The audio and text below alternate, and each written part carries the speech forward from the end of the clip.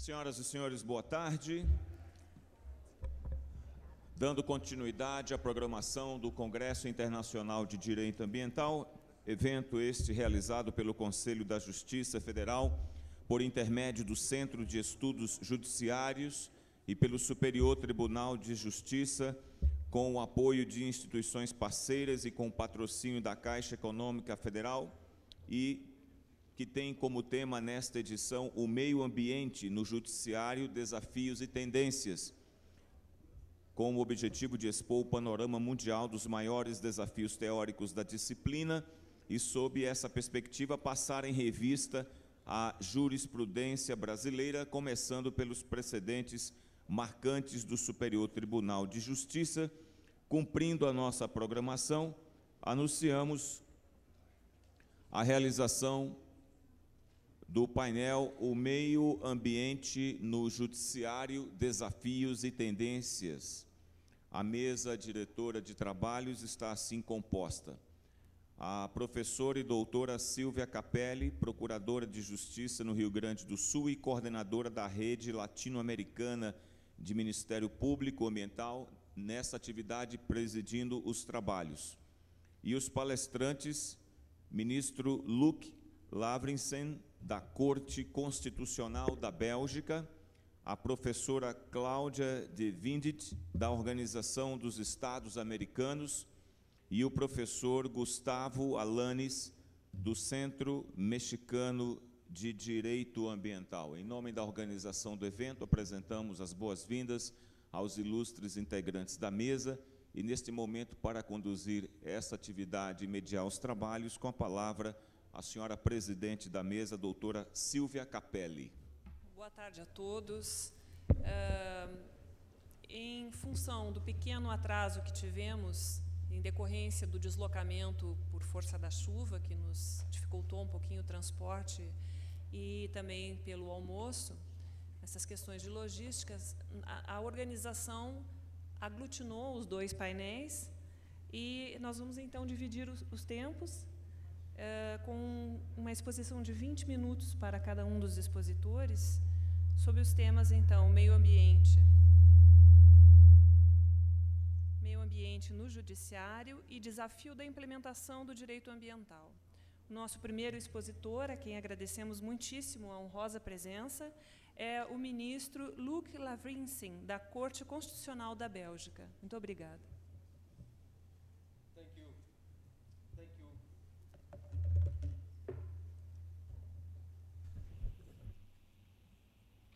Thank you very much for this introduction. Good afternoon. First of all, I'd like to thank the organizers of this conference for giving me the opportunity to share some thoughts with you. If I look at the program, there is a large subject for me, but with the permission of the organizers, I would like to limit myself to two topics which have to do with my function as a judge in a constitutional court. The first topic is the constitutional right to the protection of the environment, and then I will say also something about the Aarhus Convention, which is very important in our region. So the first one on the constitutional protection of the environment. I think that the incorporation of a right to the protection of a healthy environment in the Constitution, or an obligation for the government to protect the environment or to make careful use of the country's natural resources, has become a very popular notion over the last few decades. The constitutions of over 100 countries presently contain such a provision in some form or another. In some countries, this constitutional right is treated as a subjective right. In the compendium of summaries of judicial decisions in environmental related cases, which was published by the United Nations Environmental Programme in 2005. Case law from Argentina, Colombia, Chile, Uganda, and the Philippines illustrate this approach. Attempts to derive a right to a healthy environment from other constitutional rights have been more successful in certain countries than in others. Examples of such a case law from Bangladesh, India, Pakistan, Kenya, and Costa Rica can be found in the said compendium, but maybe that compendium needs an update because since 2005 a lot of case law from other countries has come in. Let's look now briefly to what the Belgian Constitution says. The right to the protection of a healthy environment forms parts of the so-called economic, social and cultural rights which have been enshrined in the Belgian Constitution since 1994. And Article 23 of the Constitution, which deals with these rights, was extensively debated by the constitutional legislator. What is certain when you look at these discussions in Parliament is that it was meant not to grant subjective rights, but is seen as a guiding principle for the action of public authorities and also for the legislator or legislators, both on the federal and the state or regional level. Nevertheless, some legal effects were recognized during these parliamentary discussions. First one is the so-called standstill effect. I will come back to that. And also the obligation to interpret lower rules of law, including acts of parliament, in accordance with the Constitution, including, of course, the provision on social, economic and cultural rights. And when you link it to the fundamental, to the constitutional right to the protection of a healthy environment, you have the in dubio pro natura principle. I think it was a Belgian professor, Professor Ost, who in 1993 organized used this term, I think, for the first time. Both legal effects, I should say, are fully recognized in the case law of the Belgian Constitutional Court. The standstill effect, as we call it, or the principle of non-regression, which was presented earlier this day, means that in principle the existing level of protection ensured by environmental law may not be lowered. I said in principle because according to the case law of the Constitutional Court, not every relaxation is covered.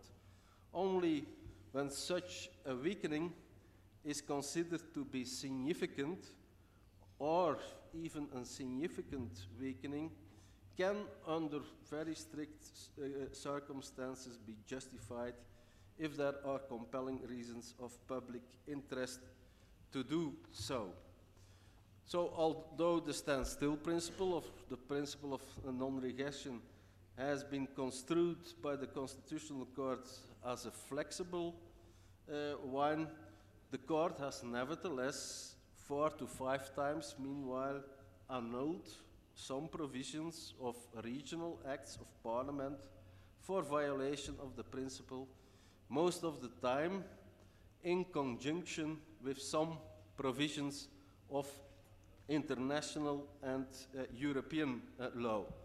And coming to international and European law, I think I should say something about the Aarhus Convention. As you know, international environmental law and international human rights law have to a great extent developed separately. On the international level, there is recognition in non-binding declarations that there is a clear link between human rights and the protection of the environment. In a few more recent international human rights instruments, there is some attention to environmental protection. Some regional human rights treaties contain specific provisions on the right to a healthy environment, but that's, for example, not the case in Europe with the European Convention of European Human Rights. Nevertheless, the European Court of Human Rights is of the opinion that serious harm to the environment may constitute a violation of Article 8 of that convention, that's the right to the respect for private and family life, and in particular circumstances of Article 2, the right to life. A particular link between the protection of human rights and environmental protection is, as far as the UNESE regions, so the United Nations Economic Commission for Europe, is concerned, laid down in the so-called Aarhus Convention, which goes back to Principle 10 of the Rio Declaration.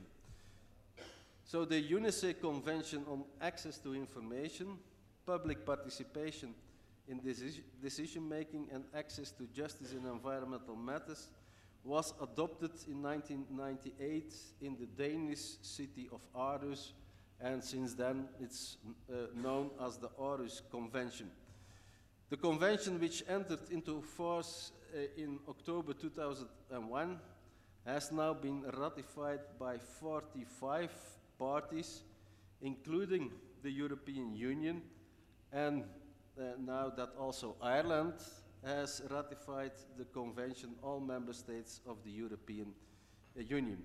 And the Aarhus Convention links environmental rights and human rights. Article 1 of the convention is setting out the objective of the convention and requires parties to guarantee rights of access to information, public participation in decision-making, and access to justice in environmental matters. And it refers to the goal of protecting the right of every person of present and future generations to live in an environment adequate to health and well-being. So this convention consists of three pillars. The first pillar, access to information relating to the environment. I will not go in that. The second pillar is about public participation in environmental decision making on different levels of decision making. First, the project level, important projects which can impact on the environment. Secondly, plans and programs. Furthermore, policies and also regulations with a different degree of public participation requirements. But of course, as judges are concerned, the third pillar, the access to justice pillar, is maybe the most important one. This third pillar consists of one article, it's Article 9, but this article has three different forms of access to justice. The first, it's Article 9.1, article of paragraph deals with access to justice concerning information appeals. So a person whose request for information has been dealt with, not been dealt with to his satisfaction, must be provided with access to a review procedure before a court of law or another independent and impartial body established by law. Article 9.2 of the Aarhus Convention deals with access to justice concerning environmental decision-making with regard to activities that may have a significant effect on the environment. And the Convention provides for a right to seek review in connection with decision-making on projects or activities covered by the Article 6 of the Convention. And this review procedure should be organized before a court of law or another independent and impartial body established by law, and make it possible, and now I quote, to challenge the substantive and procedural legality of any decision, act, or omission subject to the provision of Article 6. And this review procedure should be open to what is called members of the public, that is to say, the public affected or likely to be affected or having an interest in the environmental decision making, including environmental NGOs, and now I quote again, meeting any requirements under national law, insofar as they have a sufficient interest. That's a notion often used in the legal systems inspired by those of France, or maintaining an impairment of a right where administrative procedure law of a party requires this as a precondition. That's a concept used in the legal systems inspired by German law. So state parties may impose certain standing requirements for members of the public and environmental NGOs, but their room for maneuver in this respect is not unlimited, because Article 9, subparagraph 2 states, what constitutes a sufficient interest and impairment of a right shall be determined in accordance with the requirements of national law and be consistent with the objective of giving the public concerned wide access to justice within the scope of this convention. So to this end, the interest of any non-governmental organization meeting the requirements shall be deemed sufficient. So while it's clear that state parties are not obliged to introduce an actio popularis, they may not introduce strict standing requirements for natural or legal persons who may be affected or likely to be affected by decisions, acts, and omissions concerning such activities, and as the case may be, also plans, programs, policies, and regulations. Because the Aarhus Convention and implementing legislation of the European Union is concerned, this means also that the Court of Justice of the European Union is competent to give binding interpretations to this different article. And as a consequence, that Court of Justice of the European has already repeatedly to rule on the interpretation of those provisions at the request of national judges by way of a preliminary ruling. And when you look at these cases, then you can say that, or you can summarize this case law saying that the court is taking an environmental friendly position, that the court is stressing the effectiveness of these provisions, and there where there are limitations or exemptions, that the court is interpreting these provisions in a very restrictive way. The third element is Article 9.3, that concerns violation of environmental law in general. The Aarhus Convention requires parties to provide access to administrative or judicial procedures to challenge acts and omissions by private persons and public authorities which breach laws relating to the environment. Such access is to be provided to members of the public where they meet the criteria, if any, laid down in national law. In other words, the issue of standing is primarily to be determined at the national level. as is the question of whether the procedures are judicial or administrative. Members of the public include natural or legal persons and in accordance with national legislation or practice their associations, organizations and groups. Although the Court of Justice of the European has ruled in this so-called Slovak brown beer case, the real name is a little bit more complicated, but this case is known like that this provision of the Irish Convention has no direct effect. Nevertheless, national judges are obliged under European law to interpret their national legislation to the fullest extent possible in accordance with this treaty obligation.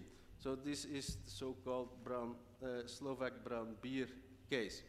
Furthermore, we have Article 9.4 and 9.5 that are setting minimum requirements concerning access to justice, which should be provided for under the Articles 9, 1, 2, and 3 of the Irish Convention.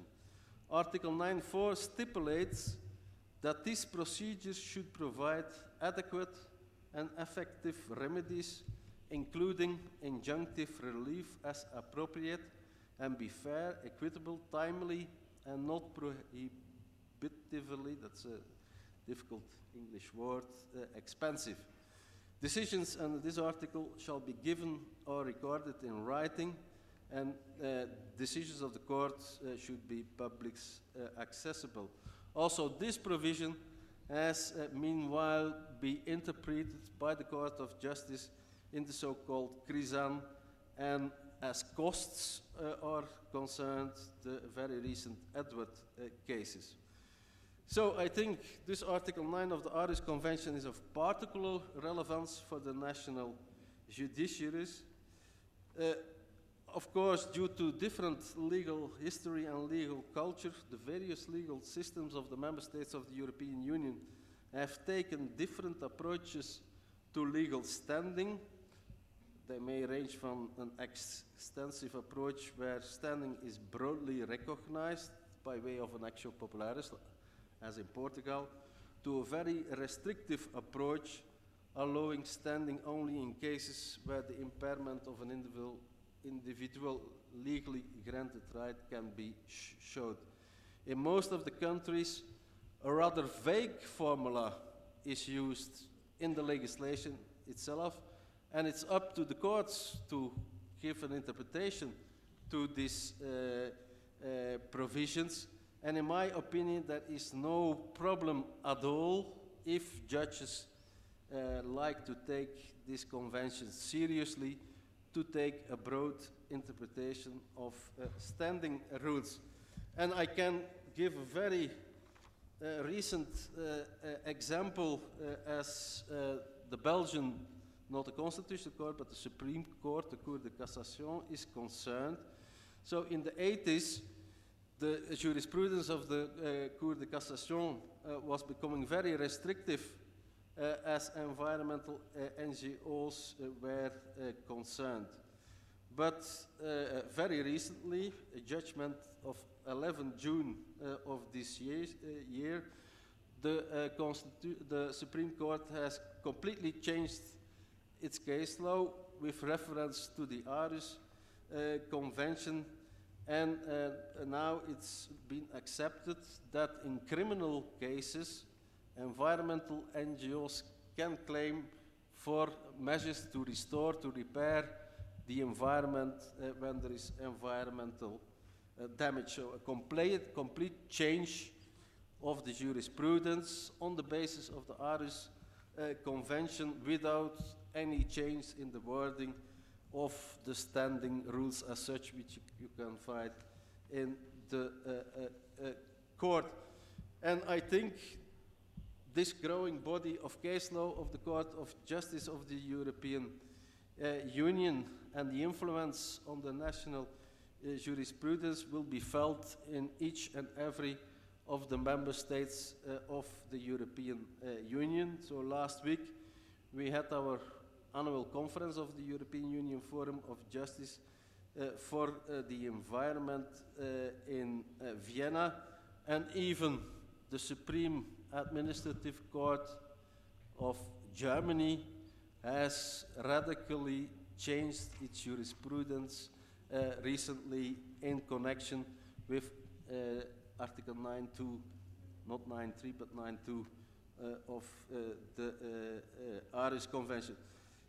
So I like to conclude my intervention by saying that access to justice in environmental matters is, in my opinion, crucial for the enforcement of environmental law, and by doing that, of course, the protection of the environment that, as you know, is under constant threat in all parts of the world. And in this respect, I think judges should take up their responsibilities.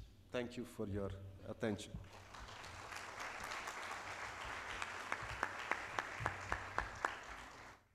Agradecemos ao ministro Lavrysen, da Corte Constitucional da Bélgica, que nos deu um panorama bastante considerável sobre a aplicação do princípio 10 da Convenção de Aarhus, num tema que permeia, tentamos com relação à publicidade, o acesso à informação e o acesso à justiça. Então, muito obrigada pela sua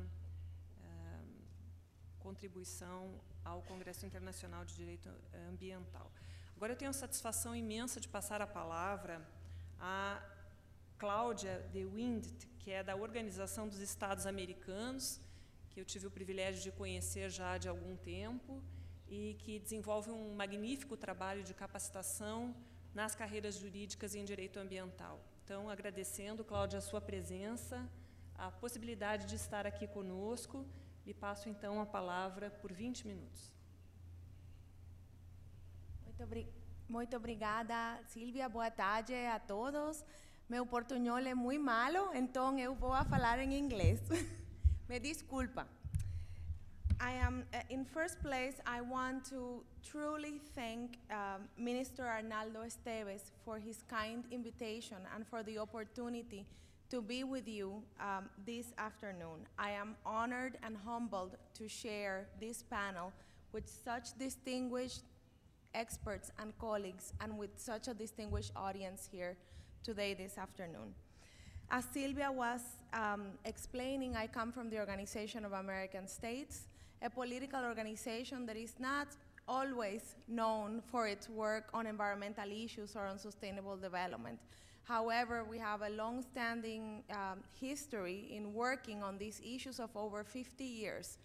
And before I start my presentation, or what I had prepared to share with you this afternoon, I wanted to say that sometimes in a political context, it's very hard to understand environmental issues, but the main reason that we work on environmental law is because effective enforcement of environmental law means democracy, means peace in our hemisphere, and those are the main purposes of the Organization of American States. So I have been asked to speak to you this afternoon about some of the challenges in effective implementation of environmental laws. And what you're going to hear from me is not the perspective of an academic. I have to say that I learned a lot this morning in our panel. It's the perspective of somebody that was a practitioner years ago, and that since joining the OAS in 2001 has been working with member states to address this type of challenges that I'm going to discuss today. So I will start by saying that over the past 60 years, humans have changed ecosystems more rapidly and extensively than in any comparable period of time in our history, largely to meet the growing demands that we have for food, water, fuel, timber, and this has resulted in a substantial and largely irreversibly loss of the diversity of life on Earth. The scientific consensus points to the fact that most of our ecosystems are being degraded or used unsustainably. I don't want to be here and talk to you about science, which is very hard for me as a lawyer to assimilate, and it's a very important part of my job.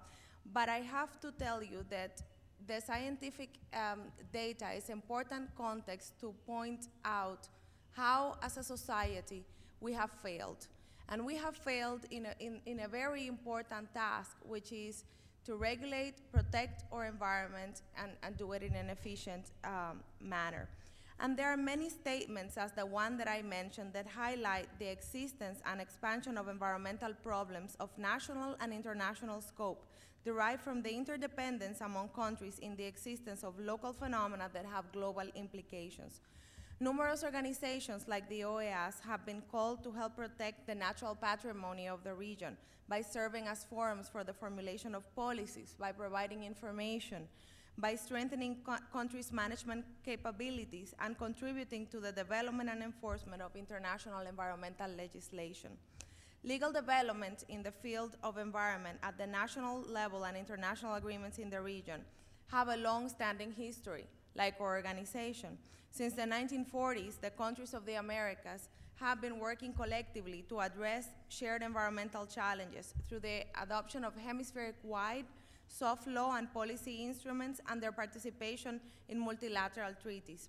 Since the first Rio in 1992 and the Summit Conference on Sustainable Development in Bolivia in 1996, it has become clear that international organizations are a very important source of environmental law.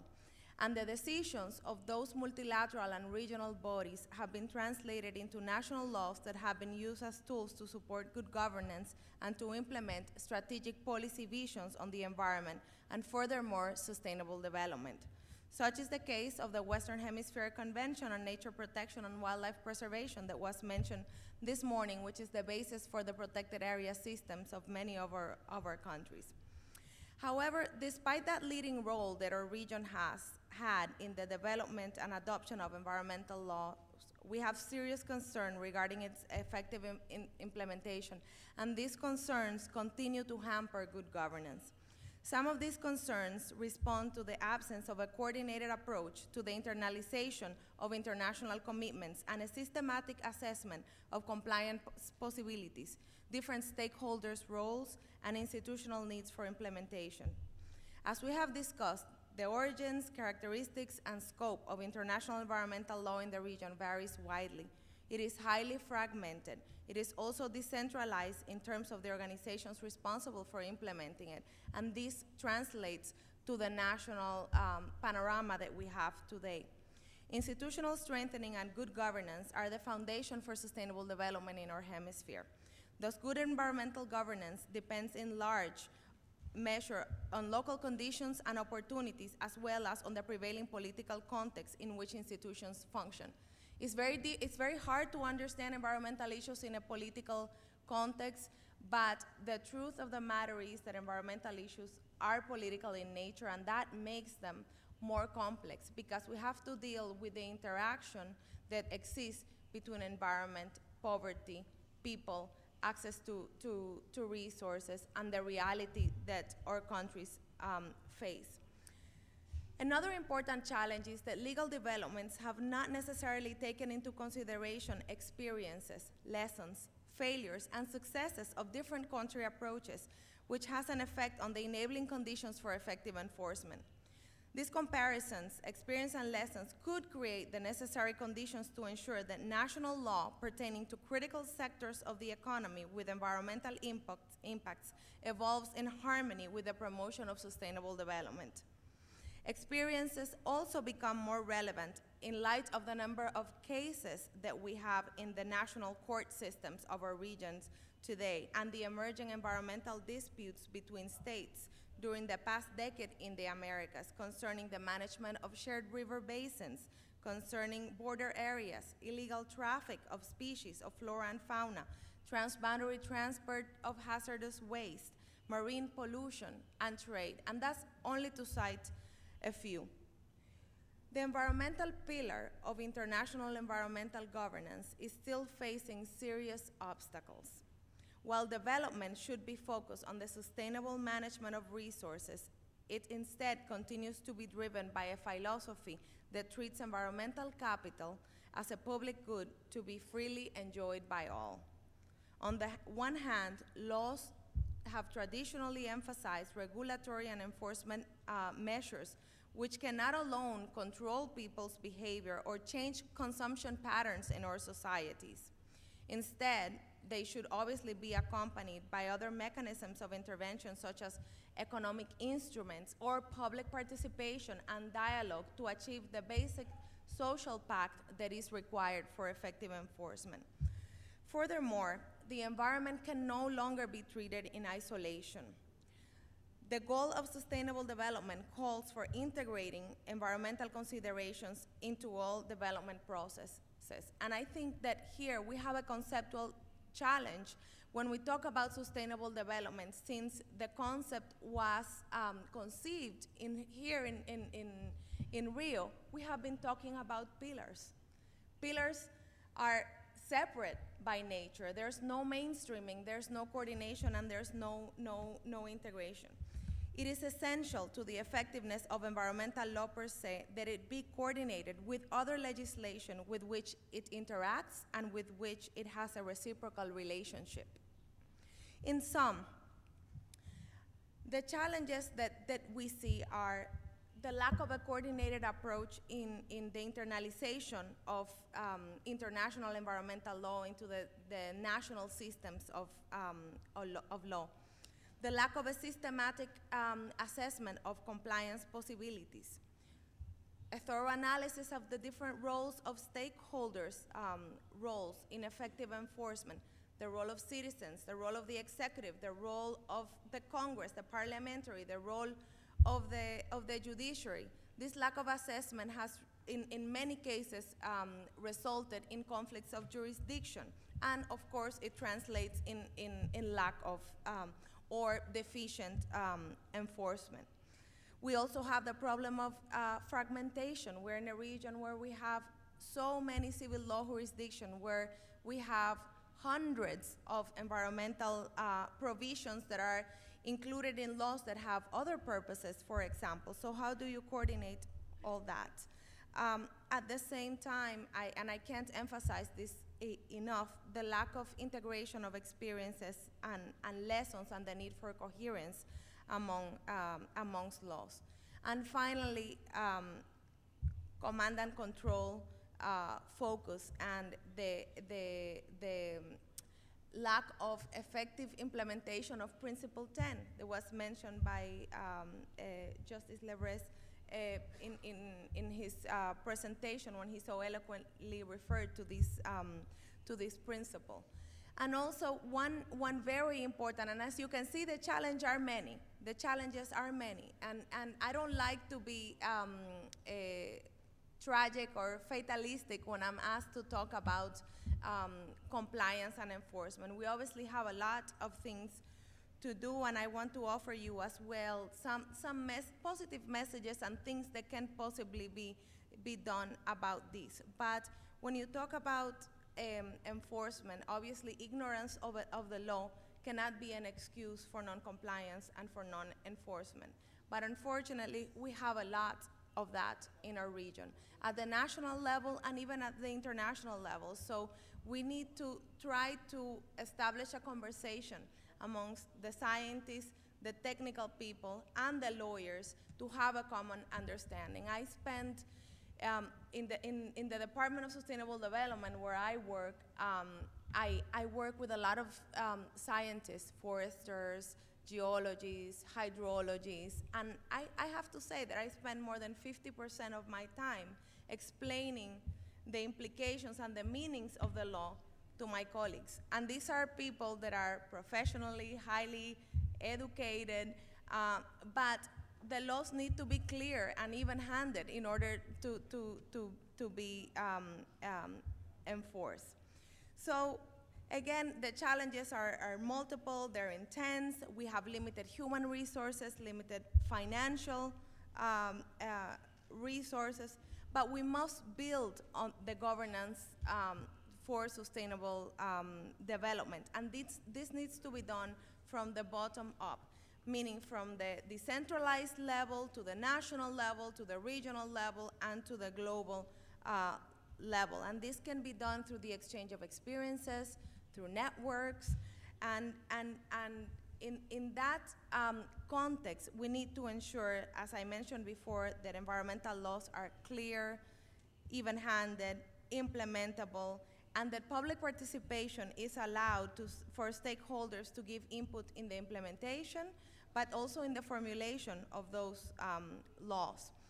We also need, as international community, the OAS, the UN, we need to work closer with the countries to strengthen the institutional framework for sustainable development, helping them enhance the capacity that already is in place to internalize all that body of international environmental law that is out there, and that has already been internalized to enhance and improve the mechanisms that exist at the national level. It's very common today, because of the lack of systems to monitor progress, to hear countries talk about how 20 years after Rio 1992, we really can't measure or can't attest about progress with regards to implementation of Agenda 21.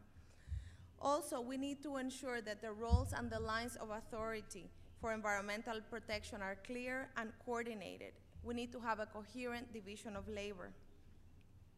I want to make a small pause with regards to public participation, because this has the three elements that were mentioned by the speaker that preceded me in the floor. The element of access to information, the element of access to process, and the element of access to justice. And I think, first of all, that we need to continue to strengthen the national environmental information systems. The minister this morning spoke very eloquently about the work that is pending and the work that is being done here in Brazil in that regards. Information is the only tool that can enable the social control that is required for enforcement and for democracy, to ensure that there's accountability, that the rule of law is enhanced. Also, the issue of standing that was mentioned before. We are not talking only about access to the formal court system. We have a lot of cases in the judiciary. You judges have a very important responsibility today, because what was before the final frontier has now become the first line of defense to fill in the gaps related to the challenges that I have mentioned to you today. Finally, we need to work with the private sector as well. It's not only the government, it's not only citizens. They have a very important role in generating environmental information that is relevant to citizens, that is relevant to the executive for enforcement, and we need to build that culture of empowerment. And this sounds very much at an upper level, but I mentioned the OAS as an example, but we're working on many programs that are related to achieving all of these goals. So it's the UN, so are many partners of the OAS, the IUCN, ELI, and many of the academic institutions that you have heard here today. I think that exchange of experiences and cooperations amongst the key stakeholders in the full enforcement chain is fundamental to success in this area. This means that we need to work with the parliamentarians that draft the laws. We need to work with the executive, but we also need to work very closely with the judiciary in fostering that exchange. We're in a critical moment right now, because the post-2015 development agenda that's emerging from the Rio +20 meeting is being crafted and designed right now. And it's not coincidence that 3 of the core principles that the governments have decided that will regulate this agenda are related to environmental law. And those are the principles of the rights-based approach. In this region, we have 24 constitutions with the right to a healthy environment. We also have many constitutions that include the right to water, and others that as well include as a fundamental right the right to access to information and participation. The other one is that of equity, and the third one is the principle of resilience. So in order to make this a reality, our efforts need continuity. We can't do a workshop here, a colloquium there. We need to maintain presence. And I think that that's where organizations like the OAS have a very important role and a very important niche to fill. So it is clear that there's a lot that has been done, but at the same time, there are significant milestones that remain to be accomplished. I thank you for the opportunity of sharing these messages from our region, which I do with a lot of hope and based on the level of energy and aspirations for sustainability and effective governance that I am privileged to witness at the country level, like the case of this Congress here today. Thank you very much.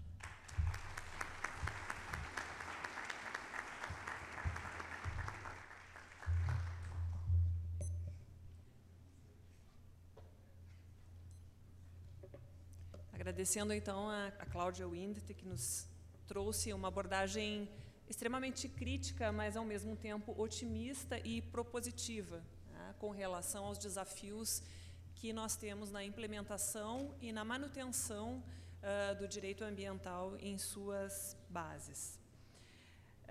De imediato, então, vou passar a palavra ao professor Gustavo Alanis, do Centro Mexicano de Direito Ambiental, também lhe agradecendo, professor Gustavo, a gentileza de estar conosco.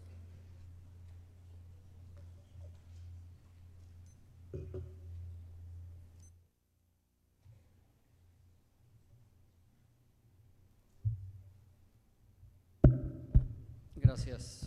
Buenas tardes a todos. I want to apologize because I have to speak in English. I wish I could speak Portuguese, but I hope next time that I come, I can say at least a few words. Silvia, thank you for moderating this panel, and it's an honor to share this with Luke and with Claudia. We've been in many other meetings in other places together, and it's always a pleasure to be with them because we not only exchange a lot of information, but we learn from each other. I also wanted to thank Minister Arnaldo Esteves Lima for the invitation. I want to thank all the lawyers in Brazil. We've worked here with them for many times, many years. It's always a pleasure to be in Brazil, and particularly here in Brasilia today. And I hope that we can continue this friendship and this work in collaboration, especially after Mexico and Brazil will play next year in the World Cup. So I hope that regardless of the score of the game, we can continue with this work in the years ahead. I wanted to start, as Claudia was mentioning just now, that it's not a matter of being tragic or being catastrophic. But at the same time, we need to recognize that we have a lot of challenges in the region, precisely with respect to the implementation of environmental law and regulations. And particularly, I would say that the main challenge of implementation is implementation itself. I think that we cannot argue that there are no laws, that there are no regulations, that there are no norms, technical norms, and many other things. We have probably a lot of environmental regulations in the region, but the problem it's effective enforcement, to put it into place, no? That citizens comply with the law, but at the same time the authority makes the law to be complied. And I believe that the judicial power has a huge role today, because as days go by, as years go by, cases are arriving to the judicial power every time more and more. So we need the judges to be ready, to be fully trained in order to respond to all these cases that will be arriving before them today and more in the future. And I would like to start by mentioning some of the of the obstacles that I see from my experience in Mexico in the enforcement and compliance of environmental laws and regulation. And probably it has been mentioned here today, but we have to recognize, or we have to start recognizing that there's a lack in the amount of resources that we need in order for the laws to be fully implemented. And I would like to ask, how many human resources do we have out there in order to assure that there's full implementation of the law? Do we have, for example, the sufficient inspectors that we need in our countries? I would say in the case of Mexico, no. It's very little. We have around 650 inspectors for the whole country. It's nothing, no, compared to what has to be done. The other resource that is very important is the financial resource. How much money do we need to really face this challenge of implementation? I can assure you much more than what we have today in the budgets, for example, of our ministries. No? And I ask myself, how come our ministries of the environment do not have the sufficient budget if we are dealing with the most precious thing that we have and the one on which we all depend to live, which is the environment, which is the natural resources. If you compare the budget of the Ministry of the Environment with the Ministry of Justice or the Ministry of the Interior or Foreign Affairs, it has nothing to do. They are here, environment is here. No? So we need to give a priority to the institutions, and we need to give a priority to where we allocate the money.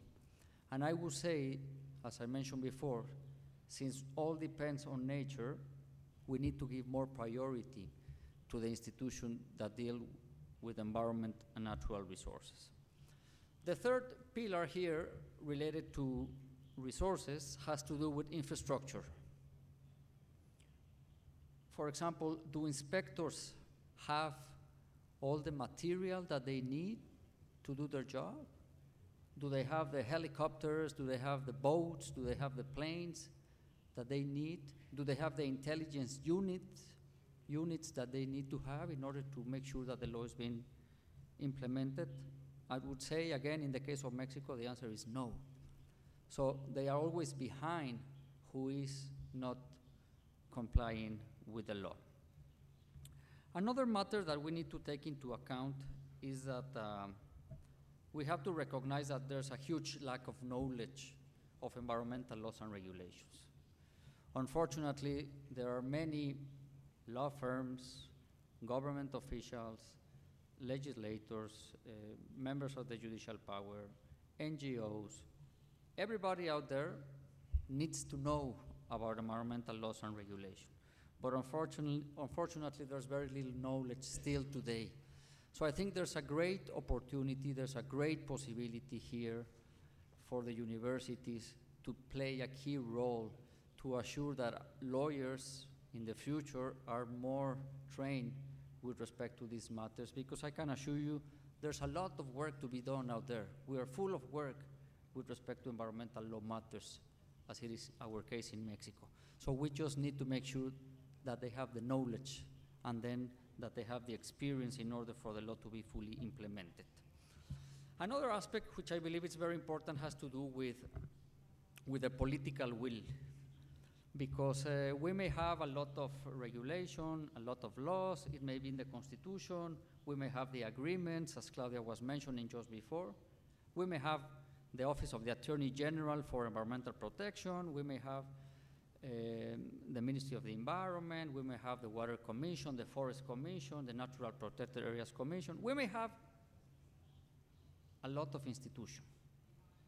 But if there's no political will at the highest level of government, and I mean the President of the Republic, if you don't have that political will there, nothing is going to happen. No? So I think we need to make sure that the heads of states, that the heads of the judiciary, that the heads of the legislature have these issues as a priority, because then they will be the ones who will be pushing for the issues to go ahead. If not, there will be just one more in their agenda. So I think political issue is critical and it's very important. I also have to recognize as another issue as a challenge for implementation of environmental law, which is that we have not been able to balance the economic interest out there with the interest of the environment. No? Why? Because the economy, growth, development, creation of jobs, trade, has always go ahead. No?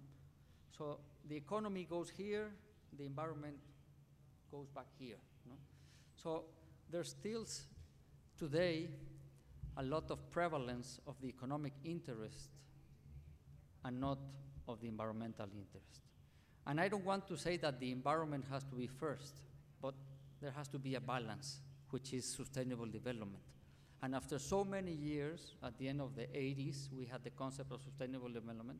Today, we have not been able to be wise enough to assure that this may happen. So what we see many times, for example, is that they say, these guys are going to invest $200 million. Who cares about the environment? They are going to create 10,000 jobs. Who cares about the mangrove? You know? So we need to make sure how that economic activity can go forward, because we need it, but at the same time, how that we assure that it is done in a sustainable way. And I think it's a huge challenge, and nobody has been able to resolve it internationally speaking. Going to another subject, corruption. I think this is a critical issue also, no? And let me tell you how much an inspector can make in Mexico. Probably $600 a month.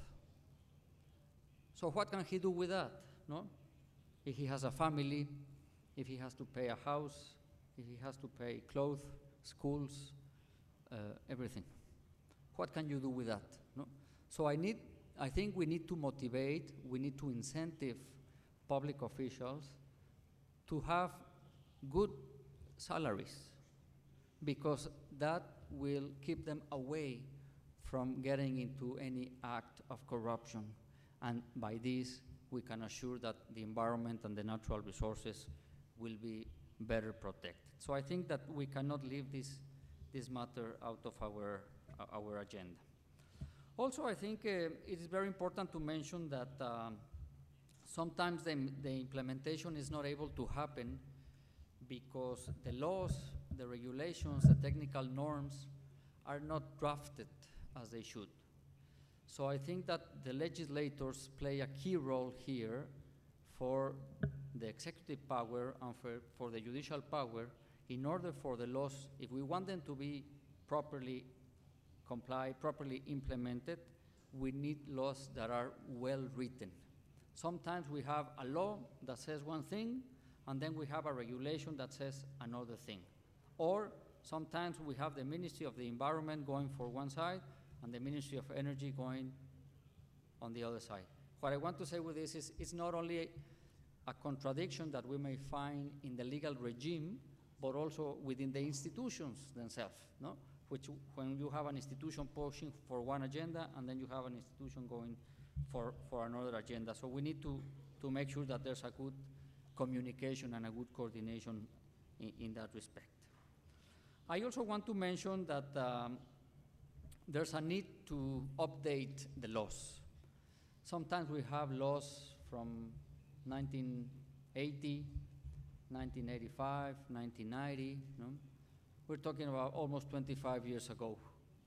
And especially environmental laws have to be updated, because you know how science and technology has been evolving in the recent years. So we cannot leave environmental law to get behind all these new changes and new circumstances that are happening out there today. So we need to make sure, for example, that matters related and that have been mentioned here, as it is a case of human rights, matters related to access to water, all these matters now that are very confronting to us, which is, for example, climate change and our vulnerability, no? I mean, for example, Mexico now has a climate change law, no? We are one of the few countries in the world that has a climate change law. It came into effect a year and a half ago. But the big question is, are we going to comply with the law? Is it going to be fully implemented, the law? Are we going to have the financial resources for the law to be really in place? So I think this matter of updating the laws is also very, very important.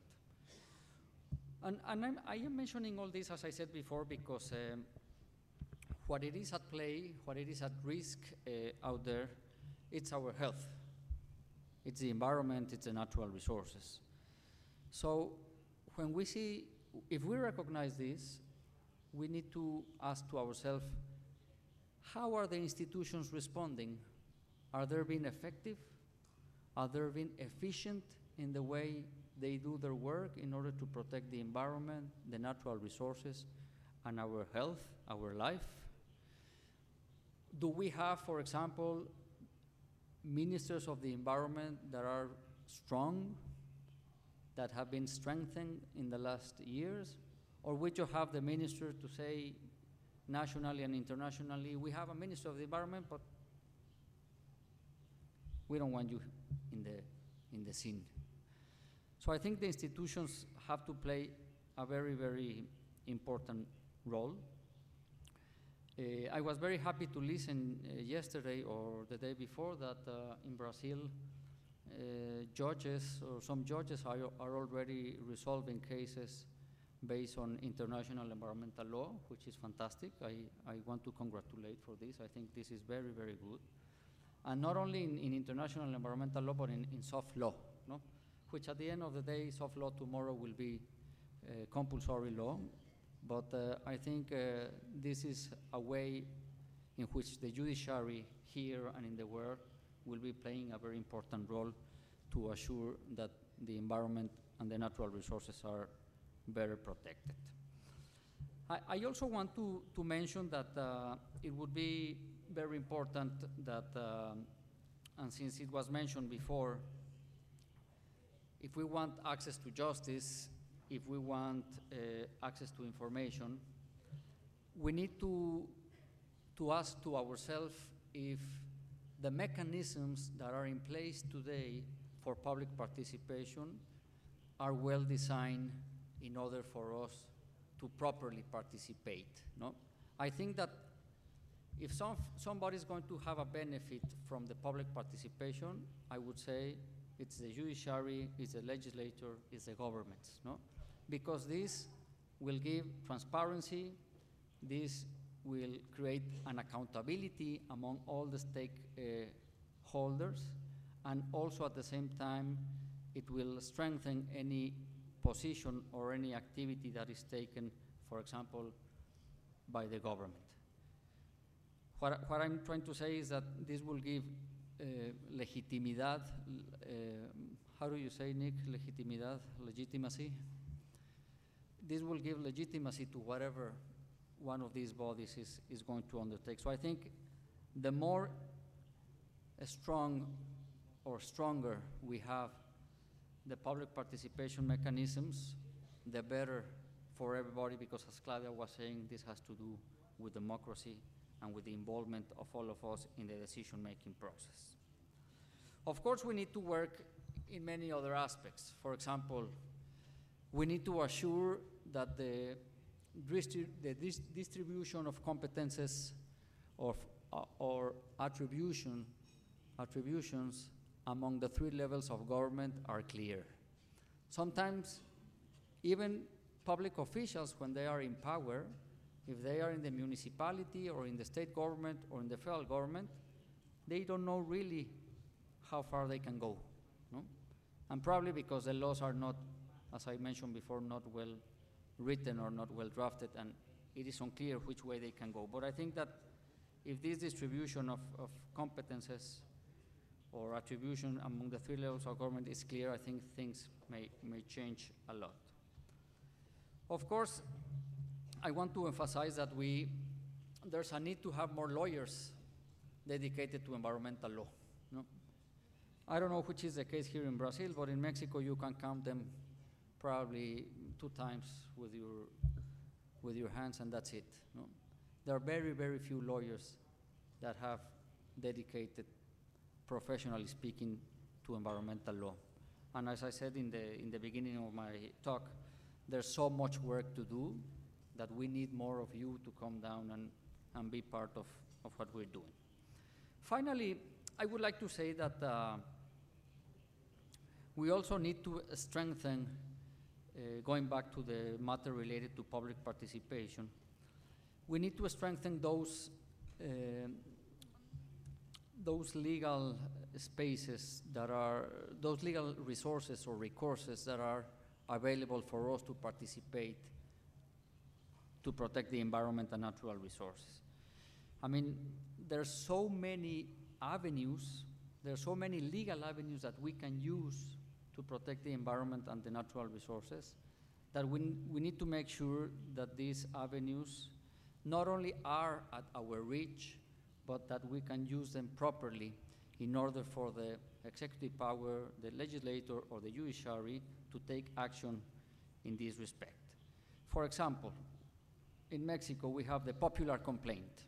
Article 189 Mexico's environmental law says any person can complain when somebody is polluting or when somebody is violating environmental law. Any person can do it. No? So the thing here is, if that mechanism, is it well written, is it well drafted, is it usable for the citizens, or how can we make it more accessible in order to really be implemented? So we have the popular complaint, we have the environmental criminal complaint, we have the recurso de revisión, the revision recourse, we have the amparo, we have the right to environmental information, which is in the hands of the three levels of government. We are able to have public consultations within the environmental impact assessment process. We can go to the Human Rights Commission, which now has a division on environmental matters. We can go to the Water Commission, and also we can use international avenues, as it may be the case of human rights, or as it may be the case of the NAFTA Environmental Commission, which allowed citizens to bring cases against the governments when they are not effectively enforcing environmental laws and regulations. What I want to say with this is that we have all these avenues to participate. So I just wanted to emphasize that we may take a look to these avenues in Mexico, but to avenues here in Brazil and avenues all around the world, how to make sure that public participation could be more effective, could be better in order to protect the environment and natural resources. So I want to conclude with this, and I wanted to thank again Silvia for your moderation of the panel, and again all of you for being here today. Thank you.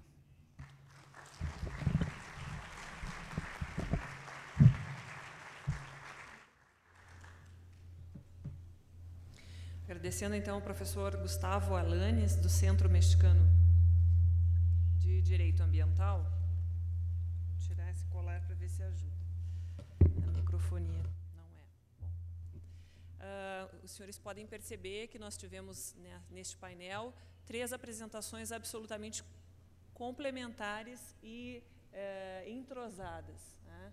Todas as exposições abordaram a necessidade de um acesso à justiça informado, as dificuldades que nós temos para essa participação informada, e no painel específico sobre implementação, os desafios da implementação, ambos os expositores tocaram num ponto essencial da implementação do direito ambiental, que é a localização do meio ambiente no plano político, a necessária inter-relação da implementação, para a implementação do direito ambiental, de enfocar e de vislumbrar a localização do direito ambiental dentro das questões políticas,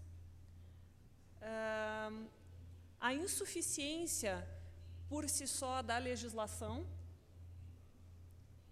quando nós vivemos num mundo em que o consumo é insustentável, podemos perceber que o direito ambiental por si só não pode apresentar soluções viáveis aos nossos problemas. Também o professor Gustavo abordou a questão dos recursos de implementação, da necessidade de fortalecimento da gestão ambiental, não só economicamente, como também em relação ao elemento humano, a quantidade de fiscais. Abordou também a questão da corrupção e da força política dos gestores ambientais, como isso é necessário que nós também façamos essa reflexão.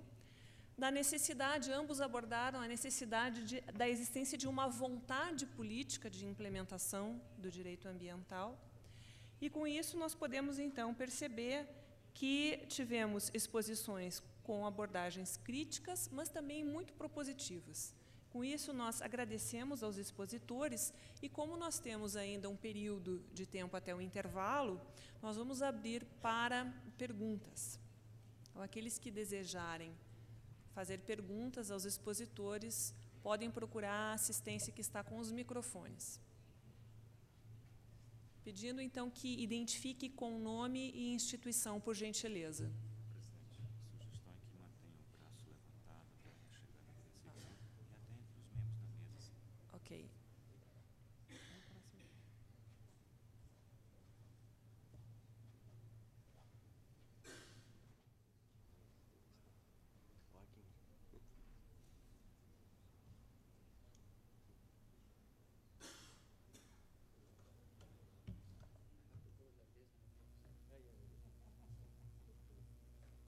Alô?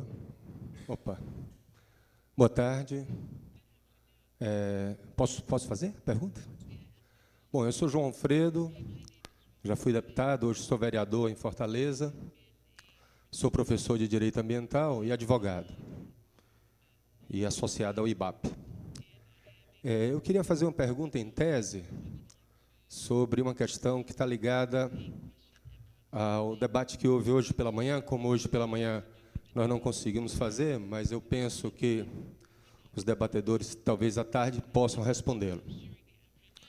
A pergunta é a seguinte: em que medida um dispositivo, como é o caso do parágrafo 1º do artigo 12 da Lei da Ação Civil Pública, que possibilita ao presidente de uma corte de apelação suspender a execução de uma liminar que protege o meio ambiente a partir de fundamentos tão genéricos e quase que subjetivos, como ordem, saúde, economia pública. Isso não contrariaria os princípios da proibição do retrocesso? Ou seria mesmo um retrocesso em si? E do princípio do indúbio pro natura? Eu pergunto isso porque nós estamos vivendo um caso em Fortaleza muito interessante do ponto de vista do estudo.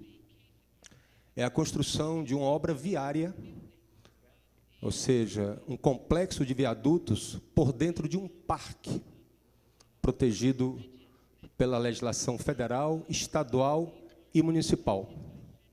Foi concedido uma liminar em primeiro grau, e essa liminar foi suspensa e depois cassada pelo Tribunal Federal Regional, sob essas argumentações da Lei da Ação Civil Pública.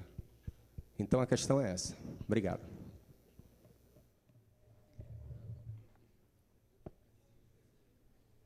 Eu vou repetir. Ok. Eu peço desculpas, João, mas estou recebendo aqui uma informação de que o tema específico da tua pergunta vai ser abordado na oficina de processo. E que, como os expositores são estrangeiros e não conhecem a lei da ação civil pública, fica difícil para eles compreenderem o significado da sua pergunta, por dizer respeito muito a uma lei brasileira. Então, eu peço desculpas, porque esse é um tema específico da oficina de processo civil. Tá? Foi uma das preocupações na organização do evento já foi levantada essa questão suscitada por você, já como uma preocupação geral do Congresso. Tá? Então, te peço desculpas, mas realmente eu acho que eles não vão ter condições de responder por se tratar pontualmente de uma questão local. Tá ok? Desculpe. Mais alguém? Por favor, identifique-se. Fernando Acauí, Ministério Público do Estado de São Paulo. O Dr. Gustavo mencionou a dificuldade que existe no México acerca da fiscalização. Nós gostaríamos de saber se, tanto no México quanto na Bélgica, ou pela experiência da doutora na OEA, em outros países membros desta organização, existem decisões judiciais que afastem a discricionariedade administrativa no sentido do Poder Executivo poder escolher o momento e a forma em que investirão na fiscalização de suas áreas protegidas.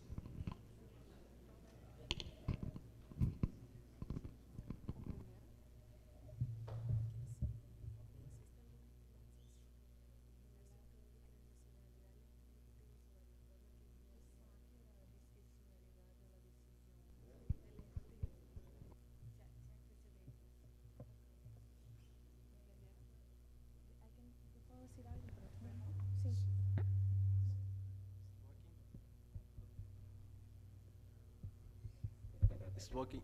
So for the moment I cannot recall any judicial decision in Belgium on this specific object. So what can be in theory be envisaged is that when environmental damages are occurring and one can prove that the government has not taken sufficient measures to monitor, to control, etc., that there could be an issue of civil liability of the government, but fault-based. That's in theory it's possible, but just by now, in this specific area of protected areas, there is no case law. There is case law, for example,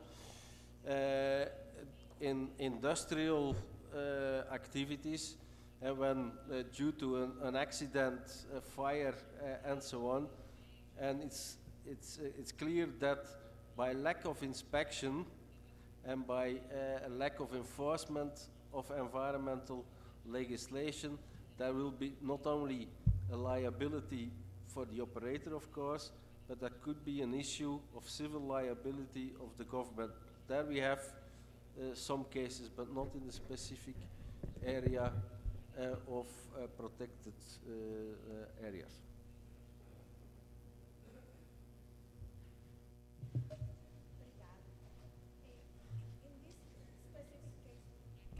Can you hear me? Yes. Okay, thank you. So I don't know about a specific precedent from jurisprudence, but I think that something that is very interesting is that in some countries of the region, new decentralized agencies are emerging for enforcement and compliance purposes. So this sort of limits that discretionary authority that the executive has. It doesn't absolutely eliminate it, because in many of the cases that I know, these agencies that are responsible for enforcement and compliance, even though they're decentralized, they have some link to the Ministry of Environment. Another important reference, I think, is what was mentioned by Professor Boer this morning about the Western Hemisphere Convention on the protection of nature, when it talks about the fact that the limits of protected areas and national parks cannot be altered or reduced except by the competent legislative authority. So those are some very concrete examples, but as far as I know, all of the budgeting process is managed at the central level, and the prioritization process is done at the executive with the Ministry of Environment or the adscribed agency that's responsible for biodiversity and protected areas.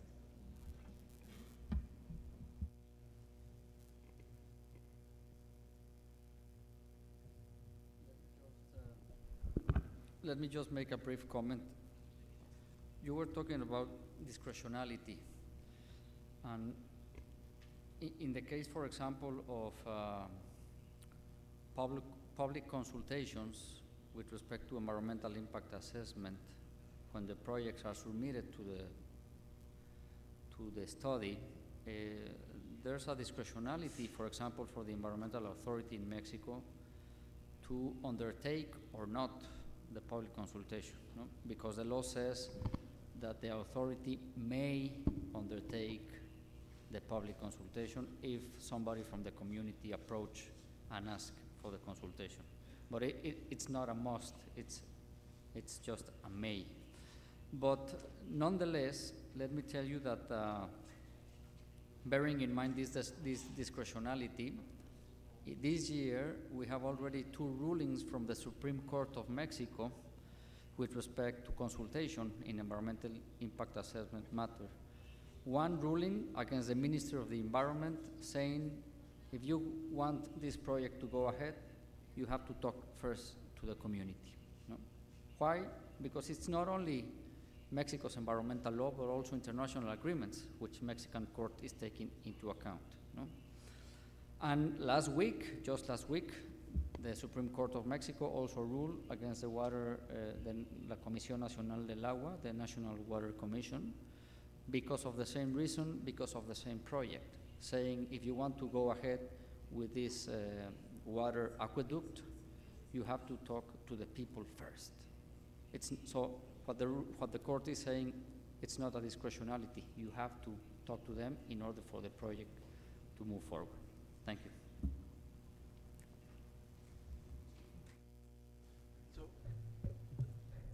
I would add something of what I've already said.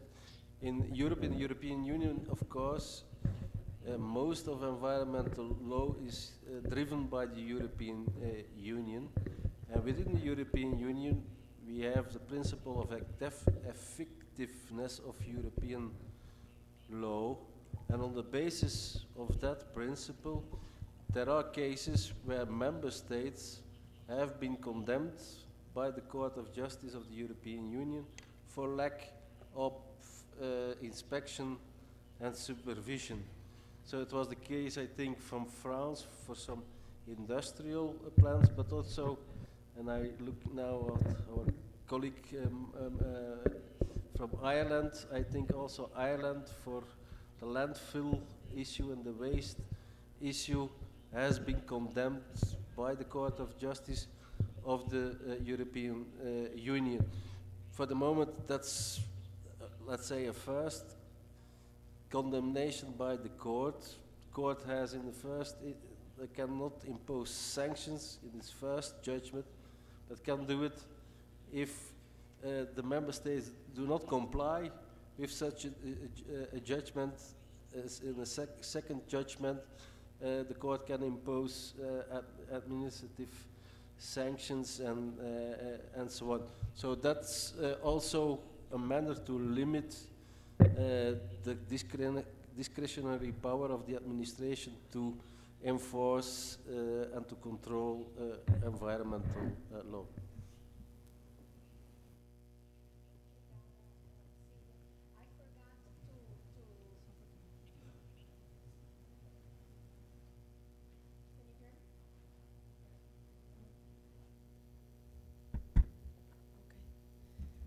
Obrigada, Silvia. I forgot to mention, I have to correct myself with regards to the precedent. There is jurisprudence of the Inter-American Court of Human Rights from the Inter-American Human Rights System, with regards to ancestral rights to property by indigenous people. And the jurisprudence in this topic is in fact abundant. There are cases against Suriname, against Ecuador, against Paraguay in Mercosur. There are many cases in this context, and I will be more than happy to provide information about these cases and decisions if you're interested.